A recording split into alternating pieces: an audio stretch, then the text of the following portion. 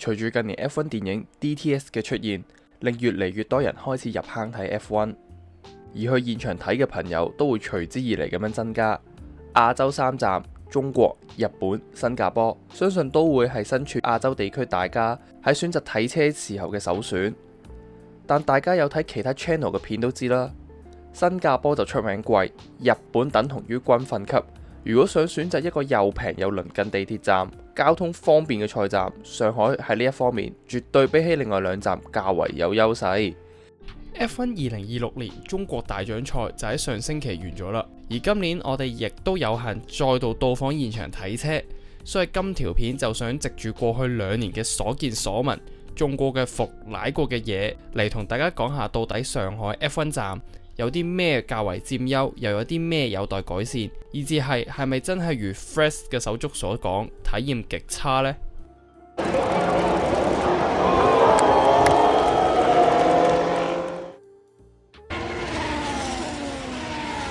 首先當然係要講下地理位置啦，以至係機票、入場門票上嘅基本資訊先。上海距離香港嘅航程距離大約為1200公里至到1250公里，飛行時間大約2個半鐘頭，頂籠都係3個鐘頭嘅啫。香港飛過去有2個機場可以揀，分別就係虹橋機場同埋浦東機場。2個機場分別位於上海西部同上海東部。相對嚟講，虹橋呢就比較近市區，亦都同賽車場距離比較近。如果 call 車直接去到車場嘅話，都係講緊半個鐘至到8個字，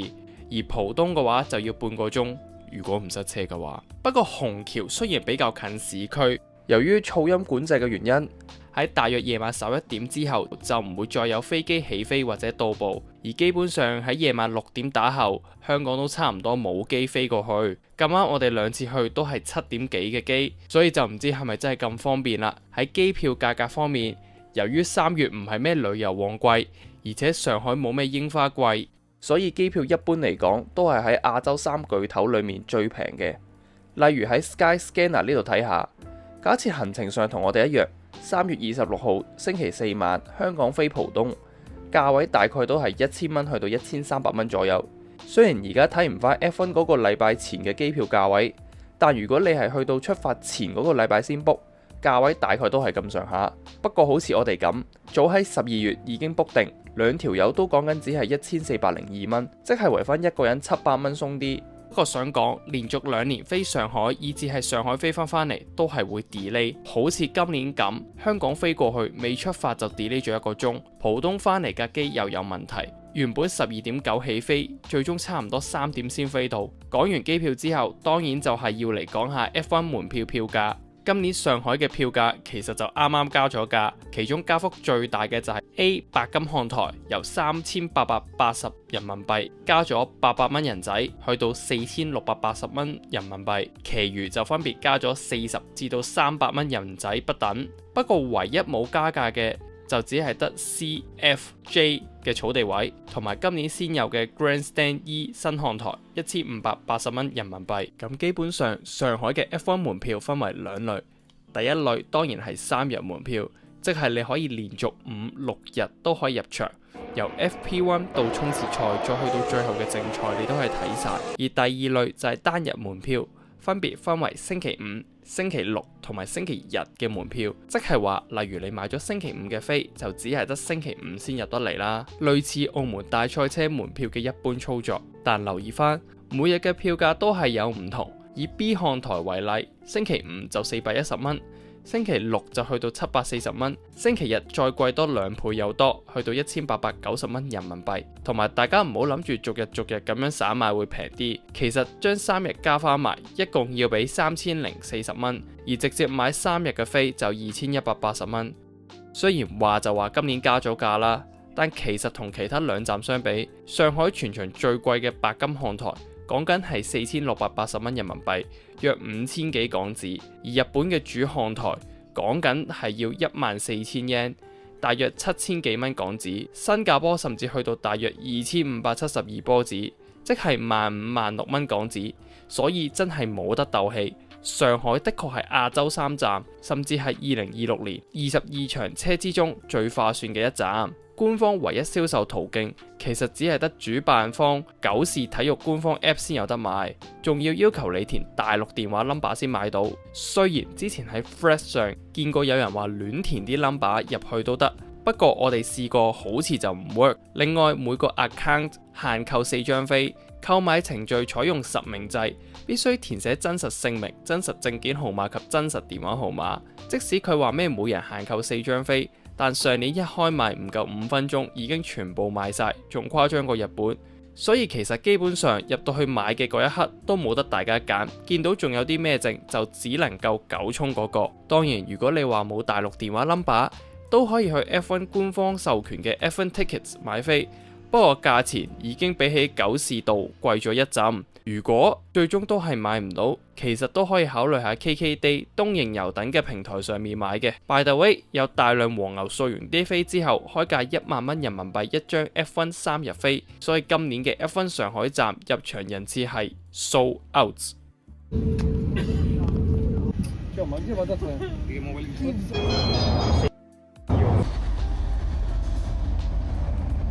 至於嚟到交通上，相信都會係上海站嘅另一個吸引之處。虹橋我哋就未試過喺香港搭過，或者喺嗰度搭翻嚟就唔講啦。但講到由遠一啲嘅浦東出翻去市區，其實都唔係太麻煩，就有3種最 common 嘅方法。方法一，你可以選擇搭磁浮列車，由機場出翻龍陽路站，再轉搭2號、7號、16號或者18號出翻市區。但淨係嗰個磁浮列車都已經講緊要50幾蚊港紙一程，如果你嫌貴，就可以試下方法二。方法二，可以搭地鐵2號線，一程過直接出市區，已經可以出到靜安寺、人民廣場呢啲遊客區。不過都係視乎你去邊度，再睇下使唔使轉車啦。如果你嫌上述2個方法都好麻煩，自己又唔想煩，方法3可能就最適合你。方法3，直接 call 車去你想要去嘅目的地，而事實上當日由機場出市區，我哋都係 call 車，大約200幾蚊港紙。當然除此之外，浦東機場亦都設有機場巴士，但分咗啲咩2線、4線、5線、7線、8線，而且價錢都講緊要20至40蚊不等，所以好似上述3個方法就較為划算，而且冇咁容易搭錯車。至於酒店方面，一般人都係會住返喺賽車場附近，即係嘉定區。價格方面，如果早 book 嘅話，其實都講緊係大約200至500蚊港紙一晚。當然去到真係講緊 Race Week 先 book 就一定貴啲，大概500尾去到900不等。而今次我哋就揀咗距離地鐵站15分鐘路程嘅酒店，配套上附近叫做有個大型商場喺度，有齊麥記、KFC、Starbucks 呢啲相對穩陣嘅嘢。連薩莉亞、味千、爭鮮都有，所以基本上都唔需要擔心食唔慣啲嘢。由嘉定出發去賽車嘅交通方面，假設大家同我哋一樣都係住嘉定區呢頭，過去賽車場只係講要一個站，由呢個叫做嘉定新城嘅站出發，搭11號線往花橋方向，直達上海賽車場站。出站之後俾人屈完，兜咗個大圈，去完賽車嘉年華之後，就已經去到賽車場大門口，路程大概10分鐘就入到場。喺入場方面，喺偉大祖國嘅先進科技之下，上海賽道當然係採用人面識別系統。喺第一日入場之前，你要先喺門口一個叫實名制人工服務嘅 counter 用回鄉證搞咗個認樣程序，之後再過埋安檢，直接喺佢部閘機度掃一掃樣就入得上去草地區外嘅各個看台。都係要喺閘機嗰度掃多次樣就上得，但佢個 system 的確有待改善。第一日整個實名制玩咗15分鐘先搞得掂，之後仲見到星期六 sprint 之前半個鐘到，所有入閘機全部失靈，令到現場出現咁嘅畫面，只能夠講好彩我哋9點就入咗場，完全冇影響。所以都建議大家可以早少少入嚟。個場喺星期5、6朝早8點已經開放，並且連續2日都有車手舞台出場嘅活動。雖然佢就冇好似日本咁有個好明確嘅時間表，但按照呢2年嘅慣例，雖然都係星期5、6朝早8點車手就出嚟。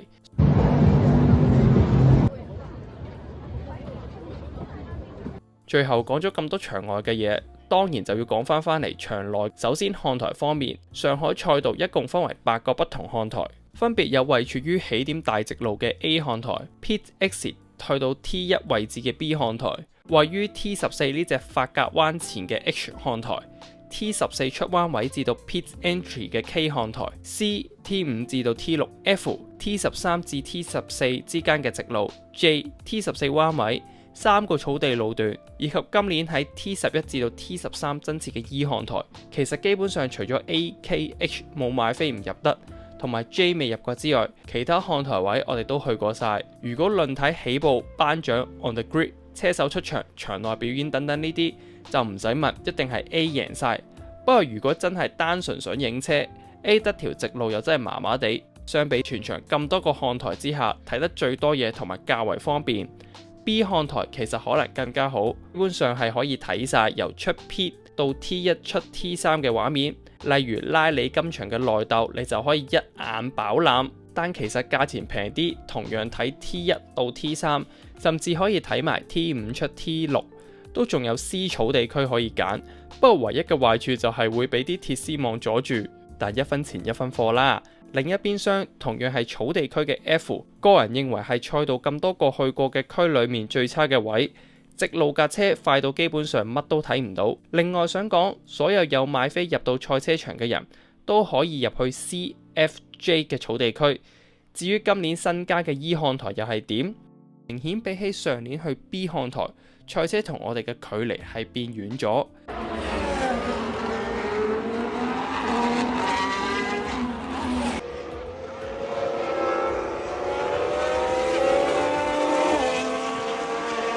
而且睇嘅嘢係少咗，不過賽車嘅移動係比 B 慢咗，所以影起相或者拍起片上嚟追車都更加容易。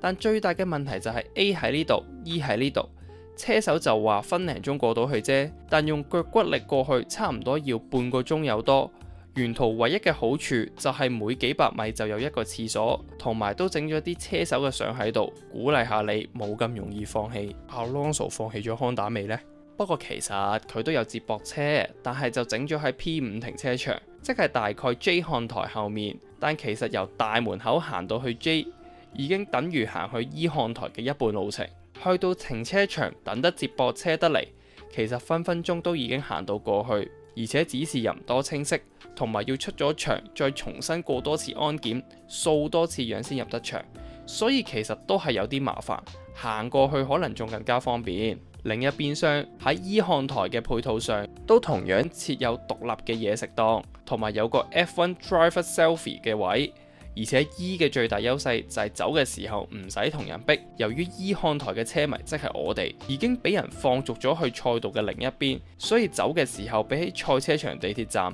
看台更加近白銀路站。喺出咗賽道之後，沿住指示牌跟住人群行，步行大概40至60分鐘左右，就可以去到呢個地鐵站。同樣搭翻11號線一個站，就可以翻返去頭先講嘅嘉定新城站。雖然行去白銀路站嘅距離一定比起你行返去大門口遠，但要諗下返大門口有接近20萬人同你一齊逼住走，你要塞9個字以上先可以入到地鐵站。相比之下，行去白銀路嘅人頂多都係得嗰5000幾人。最後嘅 H 同 K 雖然我哋就冇入過去， K 雖然都係比較偏，但好處嘅係看台隔離就係 F1 Academy 嘅車房，仲要幾乎零距離可以見到賽車同車手，而且撞到車手出嚟簽名嘅機率亦都好高。好似我哋咁連續2日路過，都分別見到法拉利嘅 Albert Lawson 同埋中國車手施偉。另外再行後啲都有波子杯嘅車房喺度。嚟到差唔多埋尾，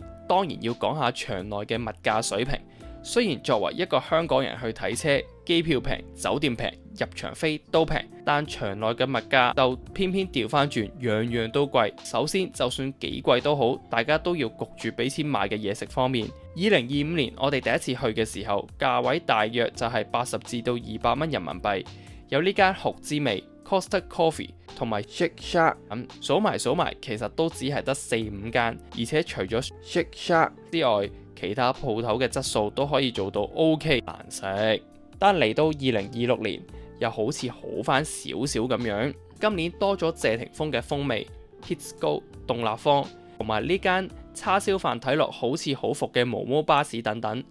價位都逐漸回落返去有啲30-40蚊嘅餐出現，同埋質素一定係比起上年高咗。另一邊廂喺官方嘅 F1 Store 入面，物價等同於出面嘅3倍。就以中國站2026年 Pirelli 呢頂有淘寶味嘅帽為例，現場賣緊1200蚊人民幣，約莫為1368蚊港紙，但 Pirelli 官方網站賣緊只係689蚊港紙，運費應該都唔使700蚊係嘛？Cadillac 嘅車隊白色 T 恤現場賣緊910蚊人民幣，約莫為1100蚊港幣。喺香港 F1 網站都係賣緊629至到729蚊港紙不等。當然仲有2款中國站特別嘅法拉利帽同埋 T 恤，現場分別賣緊800蚊同埋1250蚊人民幣，約莫為港幣900蚊同埋1400蚊港紙。調翻轉頭，香港飄馬官方賣緊399同埋699蚊港紙，就算最尾嗰日有折，應該都唔會平得過喺香港買。同埋想講，佢唔係對對有，好似上年就唔見威廉士，今年就唔見奧迪。同時，迪士尼官方亦都親自喺度開咗間 pop up，但啲價錢就迪士尼價啦，大家明嘅。場邊基本上只係得 Doritos 係正常價錢得嚟，冇人排隊。其他嗰啲 Hot Wheels、Tops 全部都排到傻，所以整體嚟講，上海站喺票價、機票、交通方面，的確係贏晒另外2站亞洲站，但論到場內嘅物價、入場睇車觀眾嘅質素、場邊活動，上海站的確係輸人哋9條街。嗰啲企紮喺度阻住後面睇車嘅情況，好彩今年坐嗰度大家都比較自律，冇人咁做。日本同新加坡喺比賽完結之後，都會設有 Track Attack 開閘俾車迷落賽道，而且日本仲有 Pit Walk 可以極近距離見到賽車或者車手。不過如果上海都跟住搞，實在難以想像後果會有幾嚴重。除咗場邊啲嘢可能俾人偷之外，分分鐘仲可能發生人命傷亡。場外嘅周邊商品，日本亦都稍勝一籌。佢哋現場賣嘅嘢好多都真係現場先有，相反上海嘅其實求其喺香港飄馬、Adidas 呢啲都會有。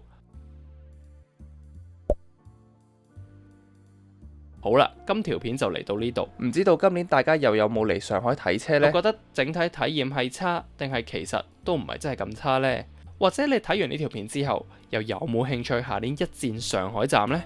雖然你攞日本嚟比，就一定係去日本開心啲，但向好嗰方面諗，新加坡淨係將 F1 飛都已經大出血，而且比起日本，上海使錢嘅機會又的確係會少啲。最後，如果大家中意呢條片，就記得分享、讚好、訂閱、留言講低你嘅想法，